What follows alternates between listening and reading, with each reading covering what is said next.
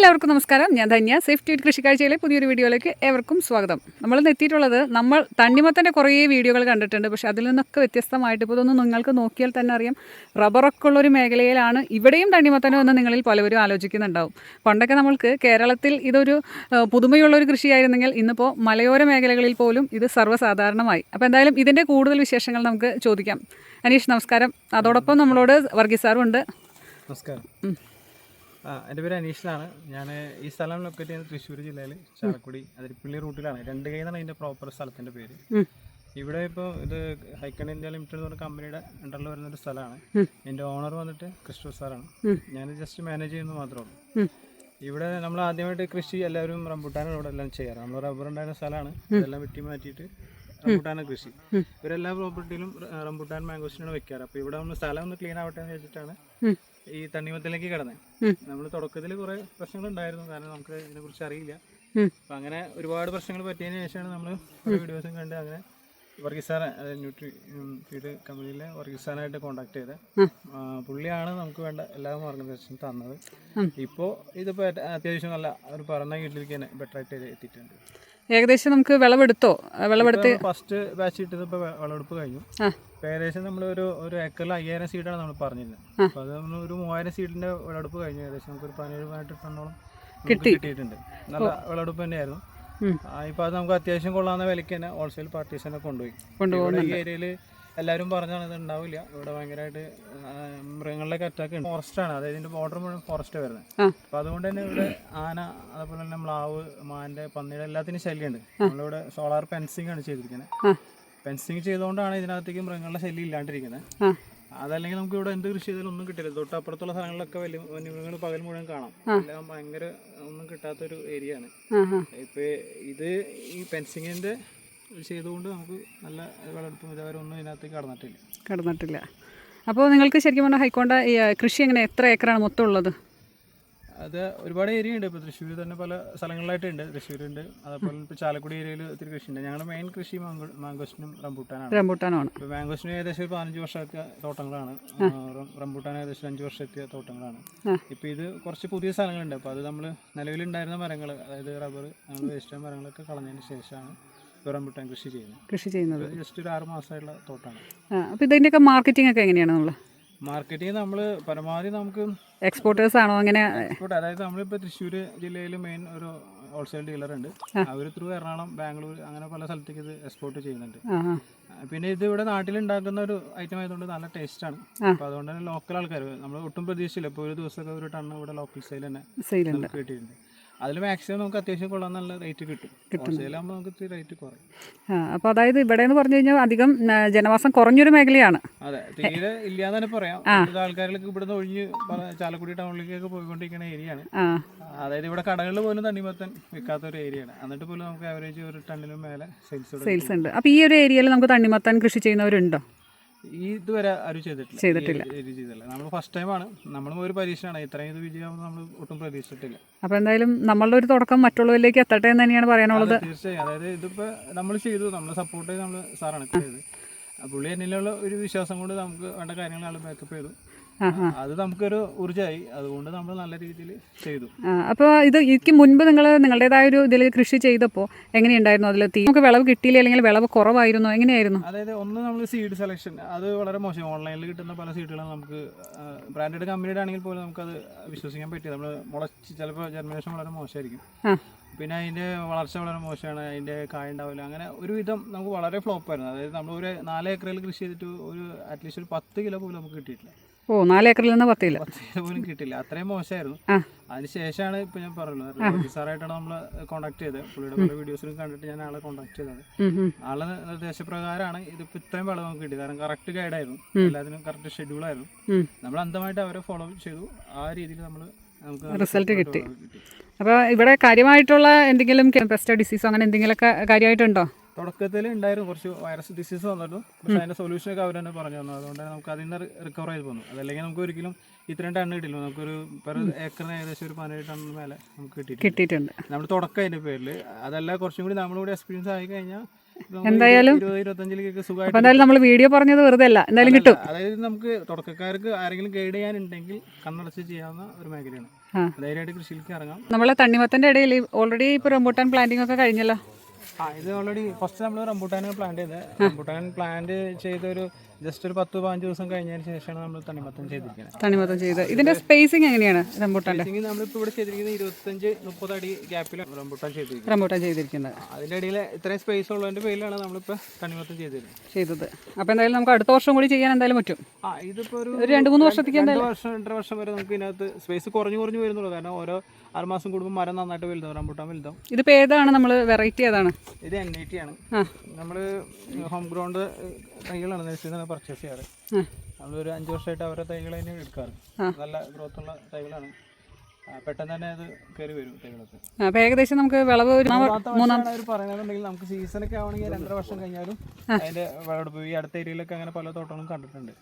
Season ആകുമ്പോൾ 2-2.5 വർഷം കഴിഞ്ഞാൽ അത് ഫ്ലവറിങ് കായൊക്കെ ഉണ്ടാവും. അപ്പോൾ എന്തായാലും ഇതുപോലെ ഏരിയ ഉള്ളവർക്കും ഈ പറഞ്ഞ പോലെ റബ്ബറൊക്കെ നമുക്ക് വെട്ടിക്കളയേണ്ട ഏജ് ആയിട്ടും വെറുതെ ഒന്നും ഇൻകം കിട്ടാത്തവർക്കൊക്കെ ഇതുപോലെയൊക്കെ ചെയ്യാവുന്ന നല്ല ഒരു കൃഷി തന്നെയാണ്. അനീഷ്, ഇത് ഏകദേശം എത്ര കിലോ ഉണ്ടാവും? ഇത് എങ്ങനെ പോലും ഒരു 6 കിലോ 8 കിലോയ്ക്ക് ഇടയ്ക്ക് ഉണ്ടാവും. ഇതിപ്പോൾ ഏതാണ്? സിഞ്ചയുടെ ശർഷ എന്ന് പറഞ്ഞൊരു സീഡാണ് വരുന്നത്. ഇത് ഏകദേശം ഒരു 3 കിലോ മിനിമം ഉണ്ടാവുന്നുണ്ട്. ഒട്ടുമിക്കത് 3 കിലോ എബോവാണ്. ഇതിപ്പോൾ നമ്മൾ സാധാരണ കാണുന്നതിനേക്കാളും ശരിക്കും പറഞ്ഞൊരു മത്തങ്ങയുടെ ഒക്കെ ഒരു ഷേപ്പിലേക്ക് വന്നിട്ടുണ്ട്, ഒരു വരകൾ വന്നിട്ടുണ്ട്. ശരിക്കും 2 കൈയുടെ ഒരു നീളം ഉണ്ടല്ലേ? അപ്പോൾ എന്തായാലും ഇതിൻ്റെ തണ്ണിമത്തം വിശേഷങ്ങളുടെ ബാക്കി നമ്മളോട് വർഗീസ് സാറ് പറയും. സാറേ, എങ്ങനെയുണ്ട് ഇപ്പോൾ തോട്ടം? ഇത് പുതിയ മേഖലയിലെ ഒരു പുതിയ പരീക്ഷണമായിരുന്നു. അനീഷിൻ്റെ ശല്യം സഹിക്കാൻ വയ്യാണ്ടാണ് ഞാനിവിടെ വന്നത്. കാരണം വേറെ കുറേ കമ്മിറ്റ്മെൻ്റ് ഉള്ളതുകൊണ്ട് എനിക്ക് വിളിച്ച സമയത്തൊന്നും വരാൻ പറ്റിയില്ല. അപ്പോൾ ആദ്യമേ നമുക്ക് വരാൻ പറ്റാതിരുന്നതുകൊണ്ട് കുറച്ച് ചാലഞ്ചസ് ഇവർക്കും ഉണ്ടായിരുന്നു. കാരണം ഇവിടെ ഏറ്റവും ആദ്യം കിട്ടിയ സീഡ് സെലക്ഷനിൽ ചെറിയൊരു പ്രോബ്ലം ഉണ്ടായിരുന്നു. പിന്നെ ഇവർ ഡെവലപ്പ് ചെയ്ത മീഡിയ ചെറിയൊരു പ്രോബ്ലം ഉണ്ടായിരുന്നു. അപ്പോൾ ആ ഗ്രോത്ത് കറക്റ്റ് ആകാതിരുന്നത് കൊണ്ട് യങ്ങർ സ്റ്റേജിൽ തന്നെ കണ്ടമാനം വൈറസ് അഫക്റ്റഡ് ആയിട്ടുള്ള ചെടികൾ ഇതിനകത്തുണ്ടായിരുന്നു. വൈറസ് ആയിരുന്നു ഈ ഒരു ഫീൽഡിൽ ഏറ്റവും ഒരു ബുദ്ധിമുട്ടായിട്ട് കണ്ട ഒരു ഭാഗം. അപ്പോൾ അതുകൊണ്ട് ആദ്യം നട്ടതിൽ നല്ലൊരു ശതമാനം പറിച്ച് ഒഴിവാക്കി ഇത് റീപ്ലാന്റ് ചെയ്ത അല്ലെങ്കിൽ നമ്മൾ വീണ്ടും പർച്ചേസ് ചെയ്ത് നട്ട കുറേ ഭാഗങ്ങളാണിത്. അപ്പോൾ ഇതിൽ നിന്ന് നമ്മളന്ന് ഇവരോട് പറഞ്ഞിരുന്നു, തുടക്കക്കാരെന്നുള്ള രീതിയിൽ ചെറിയ ചലഞ്ചസ് ഒക്കെ ഇതിനകത്ത് നിങ്ങൾ ഫേസ് ചെയ്യേണ്ടതായിട്ട് വരും. എന്നാലും മാക്സിമം നമ്മുടെ ഒരു സപ്പോർട്ടിൽ നമുക്ക് ഈൽഡ് എടുക്കാം എന്നൊരു കമ്മിറ്റ്മെൻറ്റ് കൊടുത്തിട്ടുണ്ടായിരുന്നു. ഷെഡ്യൂൾ 100% നമ്മൾ പറയുന്നതിനോടൊപ്പം ഇവർക്ക് പോകാൻ പറ്റിയിട്ടില്ല. കാരണം മൾട്ടി ക്രോപ്പ് ചെയ്യുന്നുണ്ട്. ഓൾമോസ്റ്റ് റംബൂട്ടാനും മാംഗോസ്റ്റിൻ വാട്ടർമെലൻ എല്ലാം കൂടി ചേർത്തിട്ട് വലിയൊരു ഏക്കറേജും ലേബർ ഷോർട്ടേജ് പ്രശ്നങ്ങളെല്ലാം ഉള്ളതുകൊണ്ട് കൃത്യമായ ഒരു ഷെഡ്യൂള് ചെയ്യാൻ പറ്റിയിട്ടില്ല ഇതിനകത്ത്. എന്നിരുന്നാലും തെറ്റില്ലാത്ത രീതിയിൽ ഒരു ഈൽഡ് അവർക്ക് എടുക്കാൻ പറ്റിയിട്ടുണ്ട്. ഇപ്പോഴും ഈ കൃഷിയിലാണെങ്കിലും വൈറൽ ഡിസീസ് അവിടെ ഇവിടെയും കാര്യമായ രീതിയിൽ തന്നെ ഇതിനെ ബാധിച്ചിട്ടുണ്ട്. അപ്പം ഒരു പ്രാവശ്യം നമ്മൾ പറഞ്ഞിട്ടുള്ള ആ ഒരു ഷെഡ്യൂളിൽ എവിടെയോ ചെറിയൊരു കുറവ് അതിനെ പറ്റിയിട്ടുണ്ട്. അപ്പോൾ ആ ഒരു പ്രശ്നം കൊണ്ടാണ് അത് വന്നിരിക്കുന്നത്. അപ്പോൾ ഇതെല്ലാം വൈറസിൻ്റെ പ്രശ്നം വന്നിട്ടുള്ള കായാണിത്. ഈ തണ്ട് നോക്കിയാൽ തന്നെ അറിയാം, ഇത് വൈറസ് അഫക്റ്റഡ് ആയിട്ടുള്ള തണ്ടാണ് ഈ നിൽക്കുന്നത്. അപ്പോൾ അതിൽ നിന്ന് ഒരിക്കലും പിന്നെ ആ വരുന്ന ഫ്രൂട്ടിൽ അതേപോലത്തെ ഒരു ഡിസ്കളറേഷൻ നമുക്ക് കാണാൻ പറ്റും. കാര്യമായ പെസ്റ്റ് മാനേജ്മെൻറ്റും നമ്മൾ പറഞ്ഞിരുന്നെങ്കിലും വീഡ് മാനേജ്മെൻറ്റിന് ഗ്ലൂ കാർഡ് വെക്കണം എന്നുണ്ടെങ്കിലും ഫെറമോൺ ട്രാപ്പ് വെക്കണം എന്ന് പറഞ്ഞിരുന്നാലും പറഞ്ഞതനുസരിച്ചിട്ട് ഇവർ ചെയ്തില്ല. അതിൻ്റേതായ കുറച്ച് കുറവുകൾ വന്നിട്ടുണ്ട്. ഇപ്പോൾ നമുക്ക് നോക്കിയാലറിയാം, അവിടെ എവിടെയായിട്ട് മാത്രമേ ആ ഫെറമോൺ ട്രാപ്പ് വന്നിട്ടുള്ളൂ. അതുപോലെ നമ്മൾ ആ പശ വെച്ച് കാട് നിറയെ വെക്കുന്ന കാര്യം പറഞ്ഞിരുന്നു. അപ്പോൾ ചെറിയ കാര്യങ്ങളാണെങ്കിലും നമ്മളത് ഒന്നുകൂടി ഇനി വരുന്ന കൃഷിയിലേക്ക് നമ്മൾ ശ്രദ്ധിക്കുകയാണെങ്കിൽ പ്രൊഡക്ടിവിറ്റി നമുക്ക് കൂട്ടിയെടുക്കാൻ പറ്റും. അപ്പോൾ പെസ്റ്റ് ആൻഡ് ഡിസീസ് ഒഴിവാകണം, നമ്മൾ ന്യൂട്രിയൻ മാനേജ്മെൻറ്റ് നല്ല രീതിയിൽ കൊടുക്കണം. ചെറിയ ചെറിയ അസുഖങ്ങൾ കണ്ട് മനസ്സിലാക്കാനുള്ള ഒരു കഴിവും നമുക്കുണ്ടാകണം. ഉണ്ടെങ്കിൽ നല്ലൊരു ഈൽഡ് ഇനി വരുന്ന വർഷങ്ങളിൽ നമുക്കിതിൽ നിന്ന് ആക്കിയെടുക്കാൻ പറ്റും. പല വീഡിയോസിലും നമ്മളിതിനകത്തുള്ള വളപ്രയോഗത്തിൻ്റെ കാര്യങ്ങളെപ്പറ്റി നമ്മൾ ചർച്ച ചെയ്തിട്ടുള്ളതുകൊണ്ടാണ് വീണ്ടും ആ ഒരു ഭാഗം നമ്മൾ ഇതിനകത്ത് പരിഗണിക്കാത്തത്. പക്ഷെ തീർച്ചയായിട്ടും കൃഷി ചെയ്യുന്ന ആൾക്കാരെ സംബന്ധിച്ച് വരുന്ന എല്ലാ സംശയങ്ങളും ദൂരീകരിക്കാനായിട്ട് എപ്പോൾ വിളിച്ചാലും നമ്മൾ നമ്പറിൽ ലഭ്യമാണ്. പരമാവധി ആ ഷെഡ്യൂളിൽ തന്നെ ചെയ്യുക. ഒരു ഷോർട്ട് ഡ്യൂറേഷൻ ക്രോപ്പാണ്. ഇതിൽ ചെയ്യേണ്ട പല സമയങ്ങളും കഴിഞ്ഞു പോയിട്ടുണ്ടാവും. അപ്പം അങ്ങനെയുള്ള ചെറിയ സാങ്കേതിക പ്രശ്നങ്ങൾ ഇതിനകത്ത് വന്നിട്ടുണ്ട്. അതുകൂടാതെ മുൻപേ വാങ്ങി വെച്ചിട്ടുള്ള കുറേ വളങ്ങളുണ്ടായിരുന്നു. അപ്പോൾ ആ വളങ്ങളെ കൂടി നമുക്കിതിനകത്ത് ഇവർക്ക് നഷ്ടം വരാത്ത രീതിയിൽ ഉൾപ്പെടുത്തിയിട്ടുള്ളൊരു ഷെഡ്യൂൾ റീഷെഡ്യൂൾ ചെയ്ത് കൊടുക്കേണ്ടി വന്നു. അപ്പോൾ ഇങ്ങനെയുള്ള കാര്യങ്ങളെല്ലാം കൊണ്ട് ചെറിയ ചെറിയ താമസങ്ങൾ ഇതിനകത്ത് വന്നിട്ടുണ്ട്. വീട്ടിൽ ഇത് 4.5 ഏക്കർ സ്ഥലമാണ്. നമ്മളിവിടെ കറണ്ടൊന്നും ഉപയോഗിച്ചിട്ടില്ല. നമ്മൾ മെയിനായിട്ട് സോളാർ പാനൽ വഴിയാണ് ഇവിടുത്തെ ഫെൻസിങ് ചെയ്തിരിക്കുന്നത്. അതേപോലെ ഇവിടെ മോട്ടർ, അതായത് നമ്മൾ ബോർവെല്ലിനകത്ത് നമ്മൾ 3 HP മോട്ടറാണ് ഉപയോഗിച്ച് ചെയ്തിരിക്കുന്നത്. നമുക്കിത് വളരെ എക്കണോമിക്കലാണ്. കാരണം നമുക്ക് സോളാർ വഴിയാകുമ്പോൾ നമുക്ക് രാവിലെ ഒരു 7 മണി തുടങ്ങി മോട്ടർ യൂസ് ചെയ്യാം. ഏകദേശം വൈകിട്ട് ഒരു 5 മണി വരെയൊക്കെ നമുക്ക് യൂസ് ചെയ്യാം. നമുക്ക് ഇപ്പോൾ 1 മണിക്കൂർ കൊണ്ട് 4.5 ഏക്കറിൽ നമുക്ക് നനയ്ക്കൽ കഴിയും. അതിൽ കൂടെ തന്നെയാണ് നമ്മൾ വെഞ്ചൂര് വെച്ചിട്ട് വളങ്ങളെല്ലാം ചെയ്യുന്നത്. അപ്പോൾ അതുകൊണ്ട് നമുക്ക് കറണ്ടിന് വേണ്ടി പൈസ ഒന്നും ചിലവില്ല. ഇനീഷ്യൽ സോളാർ പാനലിൽ ചെയ്യാം. അപ്പോൾ ഇവിടെ ചെയ്തിരിക്കുന്നത് ഏകദേശം ഒരു 3000 വാട്ടിൻ്റെ മോട്ടറാണ് ചെയ്തിരിക്കുന്നത്. 3000 വാട്ട് എന്ന് പറയുമ്പോൾ അതിനുള്ള പാനൽ വയ്ക്കുക, കൺട്രോൾ പാനൽ എല്ലാം വെച്ച് കഴിഞ്ഞാൽ ഈസിയായിട്ട് ഒരു ദിവസം കൊണ്ട് തന്നെ ഇൻസ്റ്റലേഷൻ കഴിയും. നമുക്ക് ഏരിയ മുഴുവനായിട്ട് നനയ്ക്കാം. 1 ഏക്കർ ഉള്ള സ്ഥലത്തൊക്കെ ആണെങ്കിൽ ഒരു 1000-1500 വാട്ട്സിൻ്റെ മോട്ടറൊക്കെ വെച്ചാൽ മതി. വളരെ ഈസിയായിട്ട് 1-2-3 ഏക്കറൊക്കെ നനയ്ക്കാൻ പറ്റും. ഞങ്ങളുടെ ഒട്ടുമിക്ക എല്ലാ സ്ഥലത്തും സോളാർ പാനൽ വഴിയുള്ള എനർജിയാണ് യൂസ് ചെയ്യുന്നത്. ഫെൻസിങ്ങിനാണെങ്കിലും മോട്ടറിനാണെങ്കിലും എല്ലാത്തിനും അത് തന്നെ യൂസ് ചെയ്യുന്നത്. അപ്പോൾ ഇവിടെ സോളാർ ഫെൻസിങ് ഉണ്ടല്ലോ, ഇവിടെ വന്യമൃഗങ്ങളെ അപ്പോൾ അതും അതായത് ഇവിടെ ഇപ്പോൾ എല്ലാ സാധനങ്ങളും ഉണ്ട്. അപ്പോൾ ഏറ്റവും സേഫായിട്ട് ഇത് ചെയ്തില്ലെങ്കിൽ നമുക്കൊരു കൃഷി ചെയ്യാൻ പറ്റില്ല. ഇവിടെയുള്ള ഒരുവിധ കൃഷിക്കാർ ചെയ്യാൻ കപ്പാസിറ്റി ആൾക്കാർ ചെയ്യുന്നുണ്ട്. അല്ലാത്തവരൊക്കെ കൃഷി ഉപയോഗിച്ച് പോവുകയാണ് ചെയ്യുന്നത്. ടൈപ്പ് ഉണ്ട്. ഇപ്പോൾ ബോർവെൽ ഉപയോഗിക്കുന്ന മോട്ടറുണ്ട്, സബ്മിൽസുകൾ ഇപ്പോൾ ഓപ്പൺ വെല്ലൊക്കെ ഉപയോഗിക്കുന്ന ടൈപ്പ് മോട്ടറുണ്ട്. ഇതും നമുക്ക് ഈ സോളാർ വഴി നമുക്ക് ഉപയോഗിക്കാൻ പറ്റും. അപ്പോൾ പലപ്പോഴും കർഷകർക്ക് ഈ കറണ്ട് കണക്ഷൻ ഇല്ല എന്നുള്ളത് പല ഇങ്ങനെ ഉള്ളേരിയകളിലൊക്കെ കറണ്ട് കണക്ഷൻ അല്ലെങ്കിൽ കറണ്ട് കണക്ഷൻ കിട്ടാനായിട്ട് വലിയൊരു ചിലവാണ് എന്നുള്ള രീതിയിലൊക്കെ പലപ്പോഴും കർഷകർ പറയാറുണ്ട്. അപ്പോൾ അതിനുള്ള പരിഹാരമൊക്കെ ഇവിടെ തന്നെ ഉണ്ട്. അത് തീർച്ചയായിട്ടും നമുക്ക് ചിലവർ പറഞ്ഞിട്ടുണ്ട് ഞങ്ങൾക്ക് 3 പോസ്റ്റ് ഇടണം, 5 പോസ്റ്റ് ഇടണം, 10 പോസ്റ്റൊക്കെ എത്തിക്കാം. അപ്പോൾ അതൊക്കെ ഒരു അത്രയും പോസ്റ്റിൻ്റെ ഒക്കെ ഒരു പകുതി പോസ്റ്റ് പോലും വരുന്നില്ല. പിന്നെ 1 ടൈം ഇൻവെസ്റ്റ്മെൻറ്റ് വരുന്നുള്ളൂ. പിന്നീട് നമുക്ക് ലൈഫ് ലോങ് ആണ്. ഇത് എത്ര വർഷം ഉപയോഗിച്ചാലും നമുക്ക് ഇതിനകത്ത് മെയിൻ്റനൻസ് ഒന്നും വരുന്നില്ല. മോട്ടർ പോലും കണ്ടിന്യൂസ് ഉപയോഗിച്ചാൽ പോലും നമുക്ക് വലിയ പ്രശ്നങ്ങളൊന്നും വരുന്നില്ല. കണ്ടിന്യൂസ് ഉപയോഗിക്കുന്ന മോട്ടറുകളുണ്ട്. അപ്പോൾ അങ്ങനെയൊക്കെ വെച്ച് നോക്കുമ്പോൾ ഏറ്റവും ബെറ്റർ സോളാറാണ്. ഇതാണ് നമ്മൾ ഗ്ലൂ വെച്ചിട്ടുള്ള ആ കാർഡ് വെക്കണം എന്ന് പറഞ്ഞ ഭാഗം. ഇത് ശരിക്കും വെക്കുമ്പോൾ ഇതിനേക്കാൾ ഒരു അരയടി കൂടി അല്ലെങ്കിൽ ഒരു ഇത്ര ഹൈറ്റ് കിട്ടുന്ന രീതിയിൽ വേണം നമ്മൾ ഈ കാർഡ് സെറ്റ് ചെയ്യാനായിട്ട്. അതിൻ്റെ കാരണം എന്താണെന്ന് വെച്ചാൽ വള്ളി അത്യാവശ്യം വളർന്നു കഴിയുമ്പോൾ ഇത് ഈ കാർഡ് തീരെ കാണാൻ പറ്റാത്ത ഒരു രീതിയിലായിരിക്കും. ആ കാർഡിന് കുറച്ചും കൂടി ഒരു ഹൈറ്റ് കിട്ടുകയാണെങ്കിൽ മാത്രമേ ആ പെസ്റ്റിനെ അട്രാക്റ്റ് ചെയ്തിട്ട് ഇതിനെ നമുക്ക് ഒഴിവായി കിട്ടുള്ളൂ. അപ്പോൾ എപ്പോഴും വെക്കുമ്പോൾ ബ്ലൂ കളേർഡ് ഉള്ളതും ആ വൈറ്റ് കളേർഡ് ഉള്ളതും യെല്ലോ കളേർഡ് ഉള്ള മൾട്ടി കളേർഡ്, കാരണം എല്ലാ പെസ്റ്റും എല്ലാ കളറിലേക്കും അട്രാക്റ്റ് ആവില്ല. അപ്പോൾ അതുകൊണ്ട് ആ ഡിഫറെൻറ്റ് കളേർഡ് ആയിട്ടുള്ള ആ ട്രാപ്പ് വെക്കുന്നത് എപ്പോഴും നല്ലതാണ്.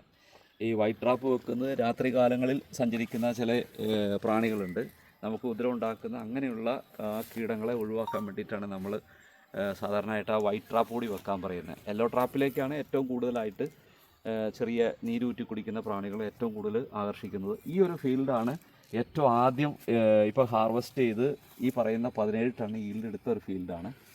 ഈ ഫീൽഡിലാണ് ഏറ്റവും കൂടുതൽ വൈറസ് പ്രോബ്ലം, തുടക്കത്തിൻ്റെ ഭാഗമായിട്ട് ഏറ്റവും കൂടിയൊരു വൈറസ് പ്രോബ്ലം ബാധിച്ചൊരു ഫീൽഡാണ്. ഇതിൽ നിന്ന് 5000 തൈ ഉണ്ടായിരുന്നതിൽ നിന്ന് ഏതാണ്ട് ഒരു 1500 തൈ എടുത്ത് ഇനിഷ്യൽ സ്റ്റേജിൽ തന്നെ ഞാൻ വന്ന് കണ്ട് മനസ്സിലാക്കിയ ഉടനെ അതിനെ റിമൂവ് ചെയ്ത് ബാക്കിയുള്ള തൈകളിൽ നിന്നാണ് ഈ പറയുന്ന ഒരു ഈൽഡ് ഇതിൽ നിന്ന് എടുക്കാൻ പറ്റിയത്.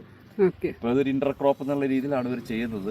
റംബുട്ടാനാണ് മെയിൻ ഫോക്കസ്ഡ് ആയിട്ടുള്ളൊരു ക്രോപ്പ്. ഇതിനകത്ത് ഒരു 40 അടി സ്പേസിങ്ങിൽ ഇപ്പോൾ ഇതിനകത്ത് റംബുട്ടാൻ വെച്ചിട്ടുണ്ട്. ആ റംബുട്ടാൻ്റെ ഗ്രോത്തിന് ഇനിഷ്യൽ ഒരു സപ്പോർട്ട് കിട്ടാൻ വേണ്ടിയിട്ട് ചെയ്തിട്ടുള്ള ഒരു കൃഷി എന്നുള്ളൊരു കൺസെപ്റ്റിൽ ചെയ്തതാണ്. എന്നാലും എക്കണോമിക്കലി ഇതിപ്പോൾ വയബിളാണ്. ബാക്കിയുള്ള ഭാഗത്തും കൂടുതലായിട്ട് ഇവർ ചെയ്യുന്നുണ്ട്. ലോക്കൽ മാർക്കറ്റിൽ നല്ലൊരു സപ്പോർട്ട് കിട്ടുന്നുണ്ട്. അതുകൊണ്ട് ഇത് വിറ്റും എടുക്കാനും വ്യാപാരം ചെയ്യാനും വലിയൊരു ബുദ്ധിമുട്ട് ഇവർക്കുള്ളതായിട്ട് പറയുന്നില്ല. റബ്ബറിൻ്റെ ഇടയിൽ പൈനാപ്പിൾ ചെയ്യുന്നത് പോലെ തന്നെയാണ് ഇപ്പോൾ നമുക്ക് ശരിക്കും റംബൂട്ടാൻ്റെ ഇടയിൽ 2-3 വർഷം വരെ നമുക്ക് വാട്ടർമെലൺ നമുക്ക് 3000 പ്ലാന്റിൽ നിന്ന് ഒരു 17 ടൺ ഈൽഡ് എടുത്തു എന്ന് കേൾക്കുമ്പോൾ വളരെ സന്തോഷമുണ്ട്. അതും ഏറ്റവും പുതിയൊരു മേഖലയിൽ, ഇതുപോലത്തെ ഒരു മേഖലയിൽ ഈ ഒരു ഈൽഡ് എടുക്കാൻ പറ്റിയെന്ന് കേട്ടതിൽ വളരെ സന്തോഷമുണ്ട്. തീർച്ചയായിട്ടും അടുത്ത വർഷവും നമ്മുടെ സഹായത്താൽ ഇത് വളരെ കൂടിയ ഈൽഡിലേക്ക് എത്തണമെന്നുള്ളതാണ് നമ്മുടെ ആഗ്രഹം. സാധിക്കും എന്ന് തന്നെയാണ് ഉറച്ച് നമ്മുടെ വിശ്വാസവും. അപ്പോൾ നമുക്കിവിടെ നോക്കിയാൽ തന്നെ അറിയാം, വീഡ് മാനേജ്മെൻറ്റ് എന്ന് പറയുമ്പോൾ തന്നെ കാര്യമായിട്ടൊന്നും ചെയ്യാതെയാണ്. അപ്പോൾ അതായത് എന്നിട്ട് പോലും നമുക്ക് ഈ ഒരു വിളവെന്ന് പറയുമ്പോൾ നിങ്ങൾ നല്ല രീതിയിൽ കൃഷി ചെയ്യുന്നവർക്ക് നമ്മൾ എല്ലാ വീഡിയോയിലും പറയുന്നത് പോലെ 25 ടൺ എന്ന് പറയുന്നത് നേടിയെടുക്കാൻ വല്ല ബുദ്ധിമുട്ടുണ്ടോ അനീഷേ? അല്ല, ഒരിക്കലും ബുദ്ധിമുട്ടില്ല. ഞാൻ ഫസ്റ്റ് ടൈം ഇതിനെക്കുറിച്ച് ഒന്നും അറിയാണ്ട് തന്നെ ഇത്രയും ബെറ്ററായി. അപ്പോൾ പിന്നെ എന്തായാലും ഇത് അടുത്ത പോലെ ഈ പറഞ്ഞ 25 ടണ്ണിലേക്ക് ഞങ്ങൾ എന്തായാലും ഷുവറായിട്ട് എത്തും.